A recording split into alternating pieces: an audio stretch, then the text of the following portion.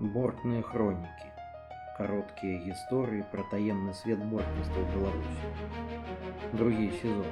Усё пра бортную тэрміналогію. Таемнымі сцежкамі ў нетры бортных слоў і паняткаў. Ну што ж, пасля доўгіх гадоў я ўсё ж такі вярнуўся, і мы з вами працягваем наша доўгае і цікавае падарожжа ў свет бортніцтва, у свет традыцый бортніцтва і культуры. Можа хто ўспомніць, узгадае, на чым мы скончылі?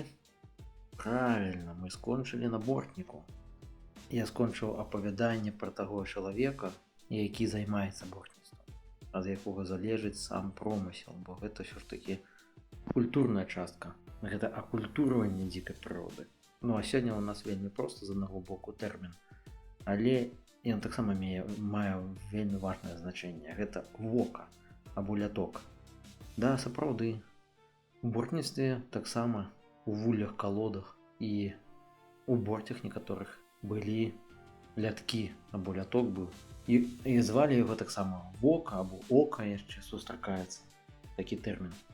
Ну, пра яго вельмі шмат не раскажаш, бо сапраўды гэта тэхналагічная адтуліна.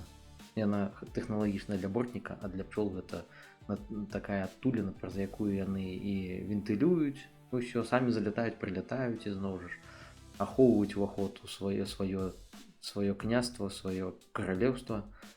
Вось, і тут ужо у кожнага бортніка свой падыход, дзе рабіць, як рабіць, якога дыяметра рабіць тое вока. У сваёй практыцы я раблю звычайна месца для вока, гэта месца для лятка. Вось, свердлую две дзіркі, ну прыблізна 8, 10, 12 мм кожнай таўшчынёю або дыяметрам. Вось, і праз гэтыя ўжо адтуліны ўжо лятуць пчолы, прылятаюць, адлятаюць пчолы. Але ж з гэтым вокам, лятком, што самае цікавае і самае важнае, гэта правільна падабраць месца, дзе яно будзе размешчана. Справа, злева ад доўжы, ну той же самай калодзе, вуллі або ў борце. То куды яна будзе павернута? На ўсход, на паўднёвы ўсход. І вось тут ужо тае самае чараўніцтва бортніцтва. Кожны бортнік выбірае сам. У маёй жа практыцы я карыстаюся правілам тым, каб вока было недасяжнае проста так да яго не залезці, каб оно не перашкаджала увосень або вясной, ну восень глядзець пчол, вясной лікаваць пчол. Вось, і канешне, каб гэтае вока было павернута на ўсход або на поўдзень. Вось. Хаця сустракаліся выпадкі, калі пчолы сяліліся і там, дзе вока павернута, і на паўночны ўсход, на ўсход, таму тут такія штукі. Ну і канешне, зрабіць вока або ляток і не складана з аднаго боку, ёсць розныя падыходы. Я ж карыстаюся свердлом, яшчэ які дзед каваныя калісьці у каваля замаўляў.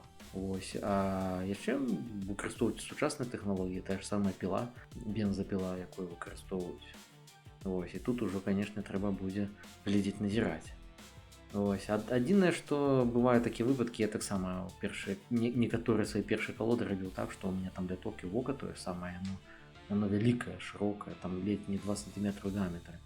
І калі вясной потым прыходзіш або восень прыходзіш, то знаходзіш у тым калодзе вуллі, знаходзіш все што заўгодна, і кубло куніцы, і кубло соні арэшнікавай, самых розных жывёл. А часам бывае, што і гнёзды нават вясной гнёзды знаходзяць. Ось, таму, канешне, я ўжо зараз так раблю, каб все ж такі гэты ўваход, ён быў меншы па сутнасці, па дыяметру.